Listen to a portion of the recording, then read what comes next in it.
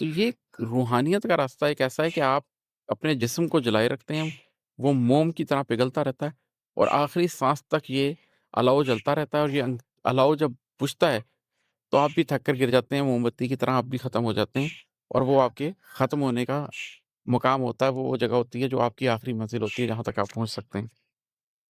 اور مقطع ہے کہ تارے دل ہل جائیں گے شوق نظارہ سے عماد، تارے دل ہل جائیں گے شوق نظارہ سے عماد، اپنے ماخذ میں سمٹ آنے کا حق تو دو مجھے۔ جب آپ کے قلب کو نور کے نظارے کی خواہش ہو جائے اور آپ اس کے پیچھے چل پڑیں، تو پھر وہ جو شوق نظارہ ہے وہ ایک آپ کو ایسے مقام پر لے جاتا ہے جہاں پر وہ تجلی اتنے زیادہ ہو جاتی ہے کہ آپ کو یہ محسوس ہوتا ہے کہ جیسے کوہ طور جل گیا تھا، اسی طریقے سے آپ کا قلب بھی جل جائے گا، وہ اس نور کی تاب نہیں لے کے آ سکے گا۔ اللہ کی نور کی تجلی اگر کسی کے قلب پہ پڑ جائے تو بہت مشکل ہے اس کو سنبھالنا، اس لیے کہ بہرحال یہ جسم ایک پتلا ہے اور یہ اس قابل نہیں ہے کہ نور کے ساتھ اس کا پورا بوجھ اٹھا سکے۔ قلب روشن تو ہو جاتا ہے لیکن ایسا شخص کے جسم کے اوپر اس کے اثرات آنے لگ جاتے ہیں، آپ کا جسم کمزور پڑ جاتا ہے اس نور کی تاب نہ لا کے، اس نور کی شدت نہ پا کر، تو ایسے میں انسان پھر اپنے مقصد میں سمٹنے کی کوشش کرتا ہے، دنیا کی ساری مٹیریلسٹک چیزوں کو چھوڑ کر اپنے قلب کے اوپر کانسنٹریٹ کرنے کی کوشش کرتا ہے، اس لیے کہ جیسے کوئی ڈوبتا شخص ہو اور اس کے پاس بہت سی چیزیں ہوں اور وہ کوئی ایک چیز بچا سکتا ہو تو وہ اپنی سب سے قیمتی چیز بچانے کی کوشش کرے گا۔